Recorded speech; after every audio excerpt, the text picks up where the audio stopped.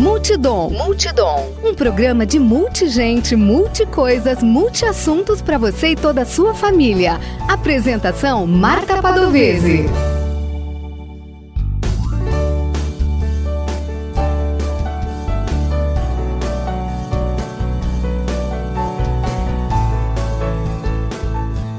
Olá, eu sou Marta Padovese e apresento o programa Multidom na Rádio Webdom.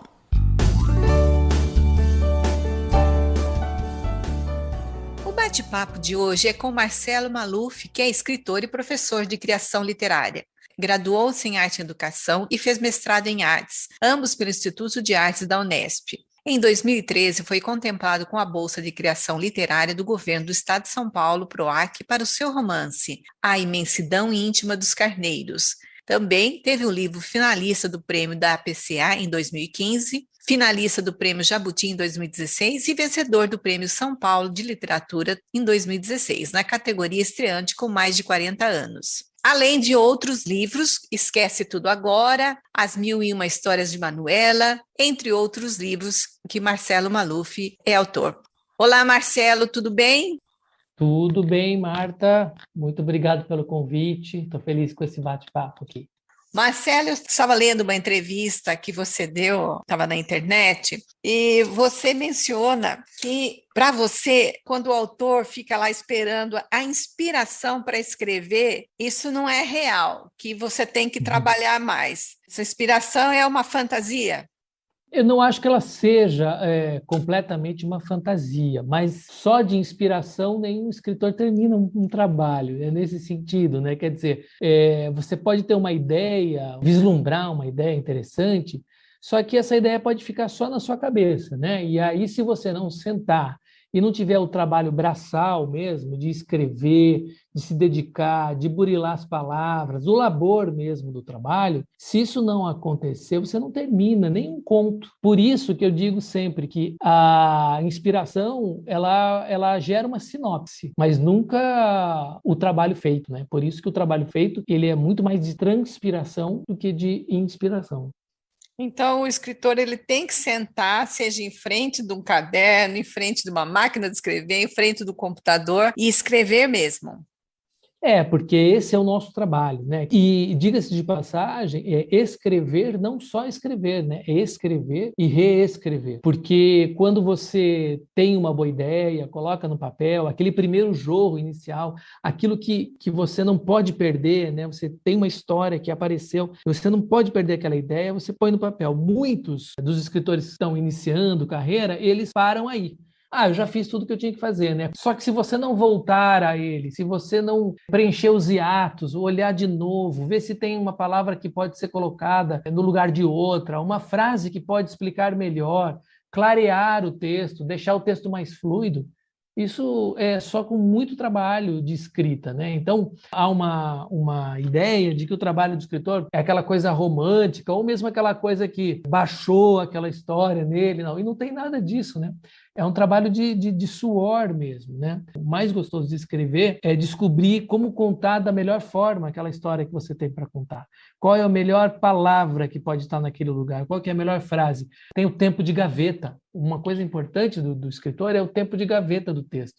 Você escreveu e você depois esquece um pouco aquele texto. Então, num primeiro momento, você acha que aquele texto é a melhor coisa do mundo, que todo mundo vai ler, que você vai ser o escritor ou a escritora. E depois você volta, deixa o tempo de gaveta acontecer e volta depois de uma semana, 2 semanas e relê aquele texto. Geralmente você vai achar ele não tão bom quanto você, num primeiro momento, se entusiasmou, né? Por isso que a reescrita é importante, para transformar aquele texto inicial em algo realmente bom. Também numa entrevista você disse assim que alguém deveria ter aconselhado que a fronteira entre a chamada ficção literária e ficção de entretenimento deveria ser abolida. Gostaria que você explicasse o que é uma ficção literária e o que é uma ficção de entretenimento. Ficção literária é aquilo que muito se chama da alta literatura, né? Então, se a gente for pegar em termos da literatura brasileira, vamos pegar, né, dos nossos grandes autores, então uma Clarice Lispector, um Guimarães Rosa, um Machado de Assis, uma Lígia Fagundes Telles, são considerados dessa ficção literária, essa alta ficção, que é a ficção em que importa muito não só o conteúdo, mas em especial a linguagem, o tratamento com a linguagem. A ficção chamada ficção de entretenimento, como os romances policiais, os romances de fantasia, histórias de terror, etc., são considerados entretenimento porque, como a própria palavra diz, eles divertem, eles entretêm o leitor. Há uma acusação por parte de alguma crítica que eu considero obtusa, eu não concordo com isso que eu vou falar, mas há um olhar para esse tipo de literatura como sendo menor, como sendo uma literatura feita às pressas, muito mais preocupado com a história do que com a linguagem. Aí a gente tem o seguinte, por que eu falo que tem que abolir essa fronteira? E eles têm que se comunicar. Porque contar uma boa história e escrever uma boa história são duas coisas que podem caminhar junto. E aí eu citei anteriormente a Lígia Fagundes Telles, só para dar um exemplo. A Lígia Fagundes é ainda, mas faleceu recentemente, uma autora que conseguia fazer isso muito bem. Tem um livro dela chamado Mistérios, onde eu acho que é um dos melhores livros dela, na minha opinião, claro, e ela tem contos maravilhosos, que são contos de fantasia, contos fantásticos, né? Que lembram um pouco as histórias de terror do Edgar Allan Poe, né, que é um autor americano, escritor de terror. Ou, por exemplo, vamos falar de outro nome americano importante, que é o Stephen King, ainda vivo e produzindo. O Stephen King é um autor que é considerado de entretenimento, mas que, em minha humilde opinião, é um grande autor também no que diz respeito à construção do texto, à linguagem. Ele não escreve qualquer coisa. Então, assim, eu vejo muito mais como preconceito de ambos os lados. Às vezes tem autores que têm preconceito com a literatura que busca a excelência da linguagem, a experimentação da língua. E há autores que têm certo preconceito com aqueles que querem contar boas histórias. Por exemplo, no Brasil, o Érico Veríssimo e Jorge Amado sofreram, no seu tempo, preconceito de boa parte da crítica literária, porque eles eram contadores de histórias. E, na minha opinião, quem sai perdendo com tudo isso é quem realmente importa, que é o leitor. O leitor sai perdendo com essa briga. Não que os dois lados, vamos chamar de dois lados, eles não devam coexistir, eles devem coexistir.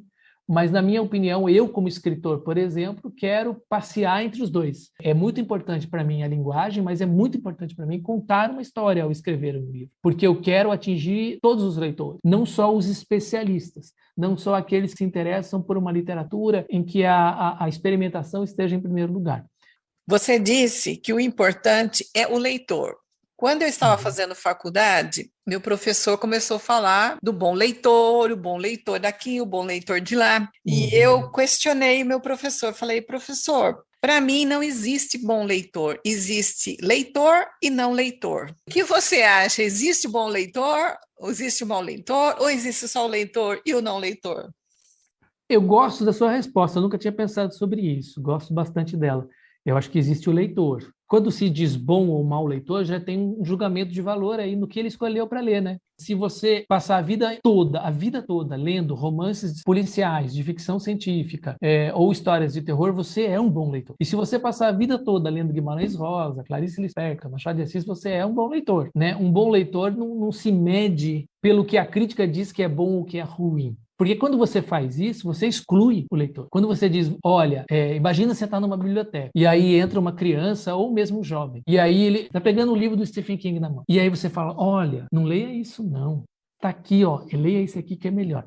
Vá ler o Machado de Assis. Só que esse garoto, que tem seus 16 anos, na hora que ele lê o Stephen King, ele se apaixona por aquilo, porque aquilo causa um arrepio nele e tal. E, de repente, naquele momento, ele não sentiu nada lendo o Machado. E ele é um mau leitor por isso? Pelo contrário, não é um mau leitor. Ele é um grande leitor. E ele pode não gostar daquilo que a crítica diz que é bom. Ele pode não gostar do James Joyce, ele pode não gostar da Virginia Woolf, e ele pode seguir gostando a vida toda do Neil Gaiman, ele pode gostar do Philip K. Dick, ele pode gostar do Murakami, ele pode gostar do Humberto Eco. Ele é leitor. Ele pode gostar do Sidney Sheldon e ler só romances um pouco mais açucarados, de mistérios, de intriga.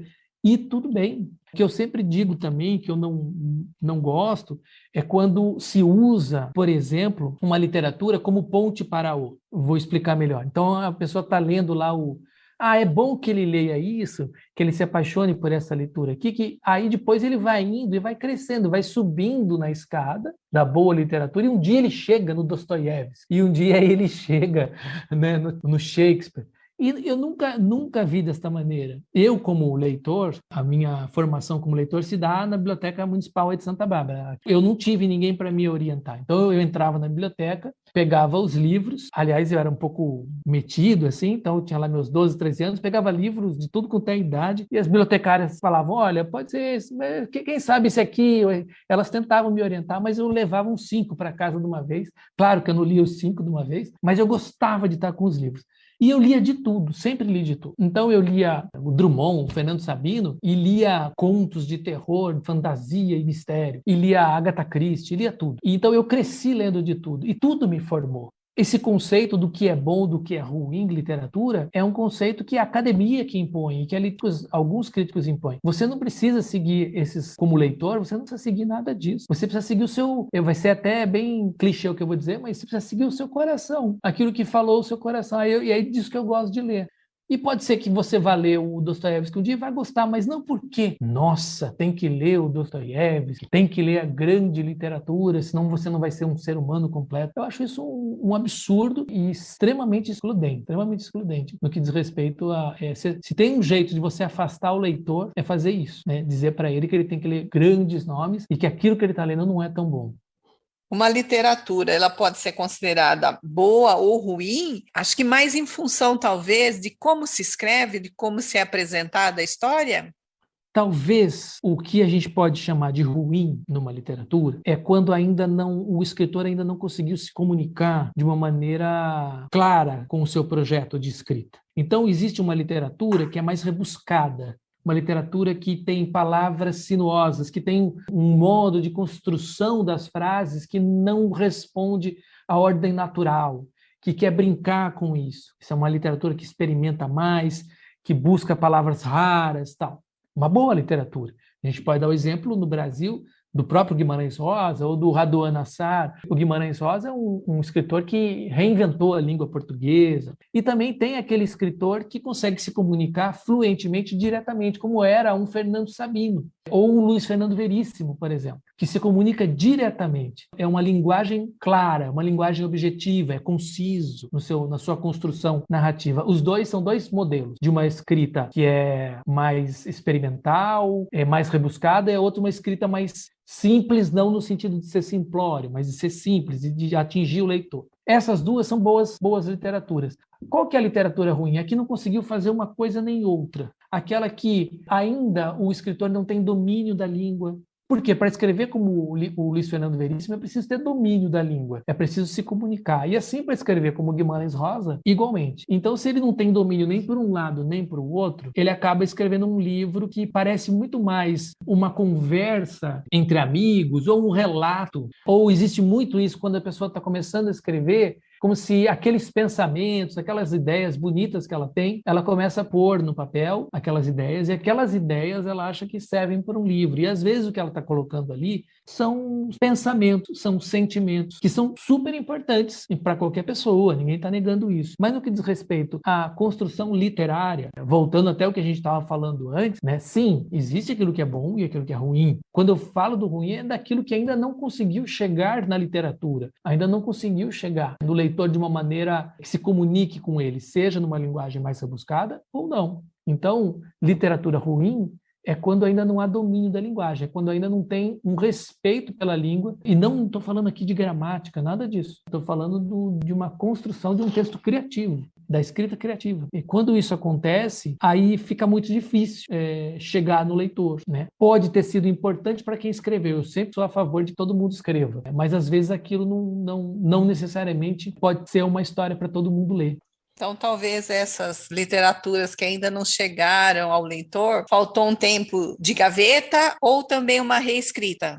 Perfeito, exato. As duas coisas, o tempo de gaveta, a reescrita, e mais uma coisa, que até é um conselho que eu sempre dou: apresente esse texto para outras pessoas antes de você querer publicar. Então pega amigos, leitores, não os que vão passar a mão na cabeça. Pega aquelas pessoas que você sabe que gostam de ler, e pede honestamente, sinceramente, a crítica daquele seu texto, né? Porque isso vai ajudar muito essas críticas. Se você tiver a capacidade de ouvir, acho que tem que ter, senão ninguém que não tem a capacidade de ouvir críticas vai acabar escrevendo um texto bom. Então, você precisa ouvir os colegas, os outros, e a partir daí, desde no que diz respeito à construção da história, até no que diz respeito ao modo como você está usando a linguagem. As duas coisas são importantes. E você, na sua autocrítica, lendo muito, né? Não tem como ser escritor se for iletrado, se não for leitor. Você tem que ler muito. Tem gente que diz assim, eu gosto mesmo de escrever, mas não gosto de ler. Eu falei, não, mas não existe uma coisa sem a outra. A gente responde a um passado. O passado que a gente responde são os escritores que vieram e escritoras que vieram antes da gente. É preciso lê-los, assim como os contemporâneos, né?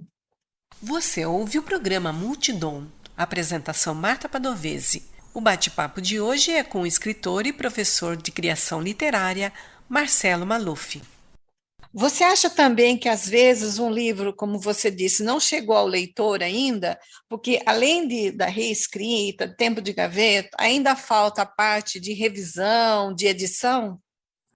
Com certeza, porque há muitas edições e há muitas editoras por aí, tanto as grandes editoras como editoras independentes, e há muitas editoras independentes com um trabalho seríssimo de ter bons editores e bons revisores. Mas há também editoras que estão muito mais preocupadas, diga-se de passagem, em publicar o livro porque o autor pagou e tal, e não está muito preocupada com essa questão porque não se importou com isso de verdade. Às vezes, a questão da autopublicação, por exemplo, que eu sempre acho que pode ser importante, mas a autopublicação, se você quiser fazer uma autopublicação, eu digo, vá lá, contrate um revisor, um leitor que faça a função de um bom editor e reescreva o seu trabalho. Se não for o caso, tem que pegar bons editores e bons revisores. Sem isso, não há trabalho que saia com qualidade. E eu digo isso não só para os escritores que estão começando. Eu ouvi uma vez, numa palestra, o Sérgio Santana, um grande escritor, que nós perdemos recentemente durante a pandemia, um grande novelista, contista brasileiro, que publicava por uma grande editora, que é a Companhia das Letras. Ele dizia que, já muito premiado e tal, ele tinha acabado de mandar, na época que eu vi essa palestra dele, um romance, um livro que ele sempre lançava 3 novelas, 3 contos longos, e a revisora da Companhia das Letras era muito jovem na época, né? E ela ficou um pouco receosa de corrigi-lo, porque ele já era o grande Sérgio Santana. E aí ela falou, mas eu vou ter que fazer. Então ela foi lá e falou com ele, olha aqui, o que você acha? Tá, né? Com todo melindre. E ele adorou, ele falou, é claro. Ele falou, você acha que a gente, porque tem tanto tempo de estrada, tanto know-how escrevendo, não erra? A nossa língua é uma língua complexa, difícil. Então, não pensem por aí que o escritor mais velho, mais tarimbado, tal, que ele não precisa de revisão. Todo escritor precisa de revisão. Todo escritor precisa de alguém que esteja ali. Então, só para responder a sua pergunta, seja alguém que está começando a escrever ou um escritor já de muitos anos, todos eles têm isso. O próprio Milton Ratum conta como o Luiz Schwartz falou desses últimos livros que ele publicou, o quanto foi importante o diálogo com o seu editor, até para mudar coisas.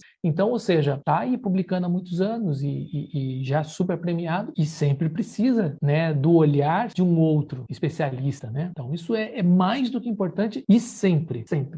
Dos livros que você já escreveu, qual é aquele que está mais ali com você, pertinho de você? Lógico, toda vez que você faz um livro, escreve um livro, é aquele do momento. Mas agora, qual é o livro do momento na sua cabeça, no seu coração? Pois posso responder com mais de um, porque eu escrevo livro para criança, eu escrevo bastante, né? Eu escrevo literatura infantil, infanto-juvenil e juvenil, e também escrevo livros chamados livros para adultos. O livro que mais, vou responder assim, o livro que mais me deu satisfação no que diz respeito a quando eu terminei o livro, e ele foi muito importante para mim na minha carreira, é o Imensidão, né? A Imensidão Íntima dos Carneiros, que é o meu primeiro romance. Com ele eu fui indicado a vários prêmios e recebi o Prêmio São Paulo de Literatura, e a partir daí eu entendi mais o que eu devia fazer, até inclusive entendi mais o que eu devia fazer como escritor para crianças e jovens também. Porque nesse livro há um mix entre a literatura chamada realista e a literatura chamada fantástica. ou o realismo mágico. E foi o que eu sempre gostei. Como leitor, eu sempre li muito autores que trabalham com a literatura fantástica, né? O realismo fantástico e tal. E também sempre li outros autores mais realistas. Mas eu sempre gostei daqueles que, de alguma maneira, traziam o seu imaginário fantástico, traziam o seu imaginário lírico até para dentro dos livros. E não só os realistas muito pé no chão. Não que eu não leia, não que eu não goste, mas o que eu mais gosto são os autores que tiram um pouco o pé do chão. Então, esse livro me deu esse lugar, porque ao trabalhar com uma história que era uma história que tinha um chão na história da minha própria família, eu pude fabular muitas coisas. Como eu não tinha todas as informações, eu preenchi essas informações com o imaginário fantástico, para poder contar uma história que fizesse sentido para quem estivesse lendo. Mesmo que um carneiro falasse, por exemplo, dentro da história, era aquilo. E outro livro, que é o Jorge do Pântano, que fica logo ali, que é o meu primeiro livro também, escrito para criança, né? E ele é de 2008, ele é bem anterior ao Imensidão, que é de 2015, né? Eu publiquei em 2008. E é um livro que também entra nesse universo do realismo maravilhoso, dos contos de fadas, tal, mas brinca com isso. E é um livro que tem muito humor. E o humor, para mim, atualmente, tem sido muito caro. Assim, a gente vive num momento que eu acredito muito na força do humor como uma força de sabedoria para a gente lidar com as questões não só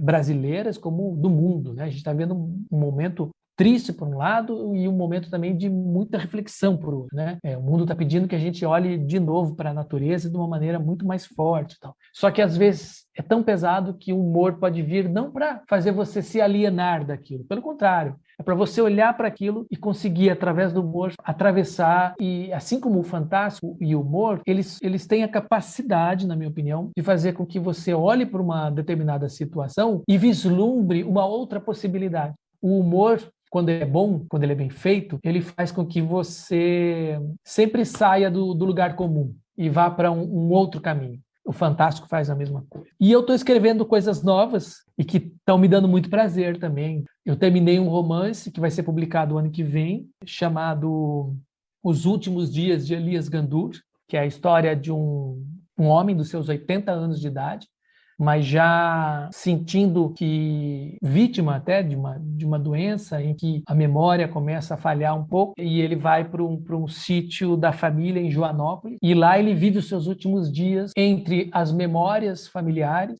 e alguns delírios advindos da sua própria doença. Tem uma história trágica que acontece com ele ali, enfim, não posso dar spoilers, mas é um romance que está muito na minha cabeça também. Além de escritor, você ministra cursos e palestras e oficinas. Quais são esses cursos e palestras aí que você ministra para as pessoas e como a gente pode acessar? Eu, desde sempre, né, eu dividi o meu trabalho como escritor, que não dá para viver, ou ainda não dá para viver só dos livros, né? Então, eu sempre dei aula de escrita criativa e ensinando outros a escreverem, né? Então, geralmente, são cursos e oficinas oferecidos desde bibliotecas, passando, por exemplo, aqui em São Paulo, a Biblioteca São Paulo, já trabalhei bastante, né?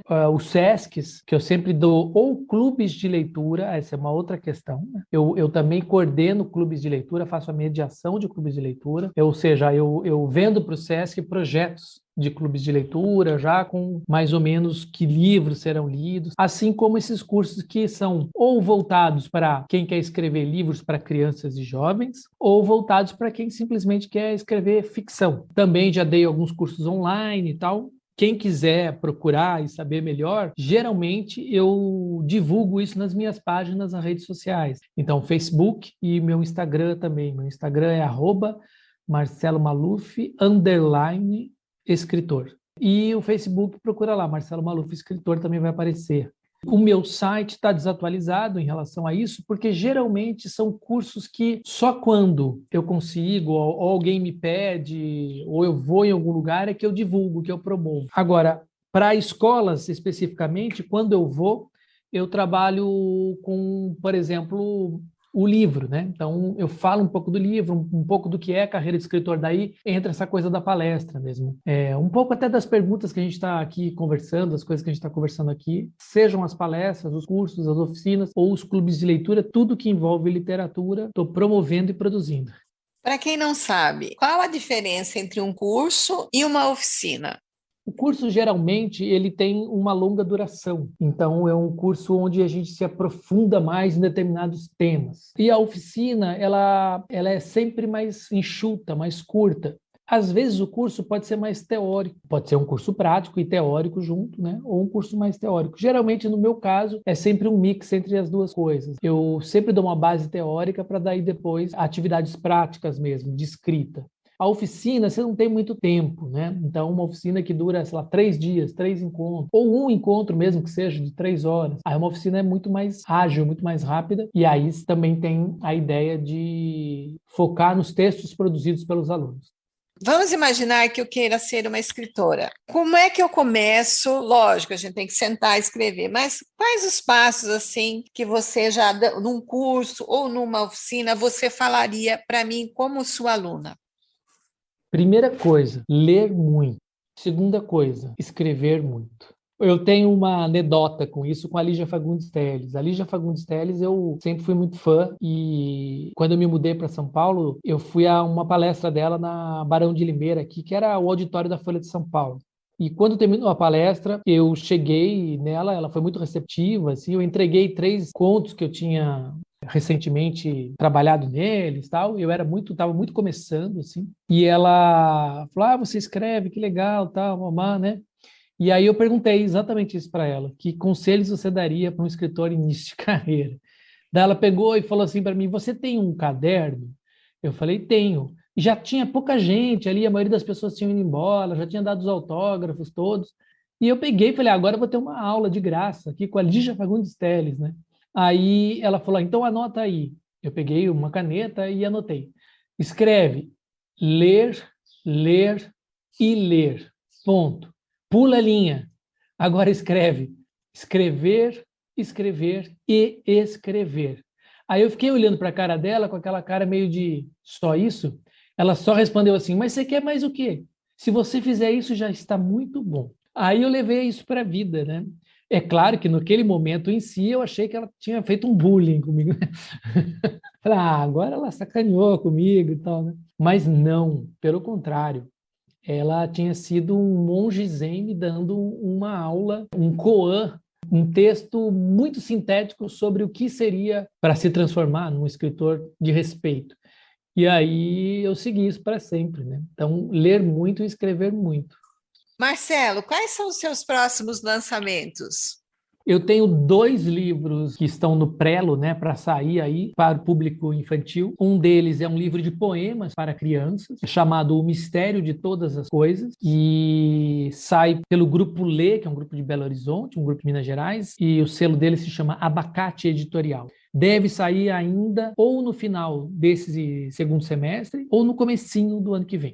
O outro livro se chama O Coração que Saiu pela Boca, que também é para o público infantil, que narra a história de um garoto que, muito ansioso com as coisas da escola, literalmente o coração dele sai pela boca, pela janela e voa. E esse coração encontra outros corações entre as estrelas e eles conversam. Depois, no final, o coração volta para o menino. E esse livro sai pelo selo chamado Camaleão, da Faria e Silva. Faria e Silva é a mesma editora que vai lançar o meu romance também, que eu já citei aqui, que se chama Os Últimos Dias de Elias Gandour. O Imensidão Íntima dos Carneiros, que está sem editora atualmente, quem quiser o livro só encontra o livro em e-book na Amazon. Ainda não tenho mais o livro físico, né? Esgotou. Eu vou relançar esse livro, ele vai ser reeditado por essa mesma editora. Então sai uma nova edição ainda o ano que vem do Imensidão Íntima dos Carneiros. E os outros, estou produzindo muito, escrevendo muito, como sempre, porque eu acho que é importante dizer isso, até para quem está ouvindo que quer ser escritor. Para ser escritor no Brasil, a gente precisa escrever muito, trabalhar muito. Ou você tem uma outra carreira, um outro emprego, não é o meu caso, ou você precisa fazer muitas coisas ligadas à literatura para poder sobreviver disso, né? Porque viver de direitos autorais são raros e poucos os que conseguem. Não é impossível, pelo menos para quem trabalha com literatura para crianças e jovens não é impossível, mas é preciso escrever muito e é preciso publicar muito. Sim, nós somos um país gigante, com muitos leitores, sim, no entanto, ainda não é o suficiente. Nós temos muitos leitores porque nós temos muita gente no país. No entanto, se Se a gente tivesse uma educação de verdade, assim, de qualidade, voltada para a cultura da leitura do livro, né, para o incentivo à leitura, existe, é claro, incentivo à leitura, ao livro, mas são coisas esporádicas, né, feitas num município aqui, outro município ali, um governo aqui, outro ali, mas de modo geral, eu digo assim, né, que venha de cima mesmo, né, uma grande força-tarefa para a gente crescer como um país de leitores, nós teríamos muito mais chance, como escritores, de viver num país com muito mais gente lendo. Eu não desisto ainda, eu acho que ainda é possível, a gente deve conseguir isso, mas precisa ter gente brigando por isso. E somos nós, os escritores, os leitores, os professores, os bibliotecários, todos juntos, unidos, assim, claro, pedindo para que quem manda nas leis façam leis que promovam o livro para todo mundo. Eu agradeço ao Marcelo Maluf, escritor e professor de criação literária e mestre em artes pela Unesp. Obrigada, Marcelo, pelo bate-papo aqui no Multidom. Eu que agradeço, Marta, e eu acho que a gente falou muito nessa nossa conversa aqui, que foi muito bacana, sobre leitura, né? Eu acho que uma das coisas que, como escritor, para mim é fundamental é ter leitores. E para ter leitores, o escritor tem que ir ao encontro dos leitores. E como que ele vai ao encontro dos leitores? Primeiro, escrevendo seus livros com a sua verdade maior possível, né? Querendo contar boas histórias para chegar nesses leitores. Não subestimar o leitor, mas também não superestimar o leitor. Que todos possam chegar aos seus livros. Eu gosto de dizer que eu escrevo para o leitor médio. O que é o leitor médio? Seria aquele leitor que não necessariamente está preocupado com a teoria da literatura, ele não está preocupado com as regras da gramática, ele quer abrir um livro e se deliciar lendo aquele livro. Eu espero poder conseguir escrever livros que essas pessoas leiam. E se por acaso aqueles que são os especialistas gostarem também, tudo bem. Que ótimo, melhor para mim. No entanto, o leitor tem que estar em primeiro lugar. Esse leitor que é aquele que está quase que o desinteressado. Que alguém, você já leu esse livro? Eu leio muito pouco, tal, mas leia esse aqui. É esse leitor que está faltando ser conquistado. E os escritores têm um grande papel nisso. As escritoras, os escritores têm um grande papel para chegar. Claro que para nem todos o objetivo vai ser o mesmo. E é legítimo que não seja. Mas o meu é esse.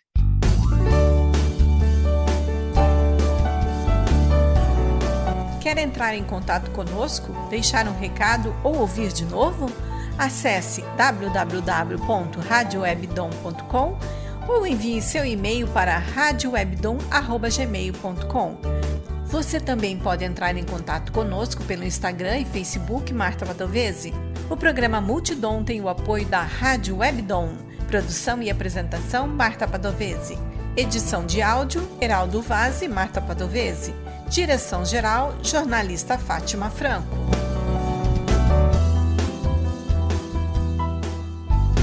Você ouviu pela Rádio Webdom o programa Multidom. Um programa para você e toda a sua família. Apresentação Marta Padovese.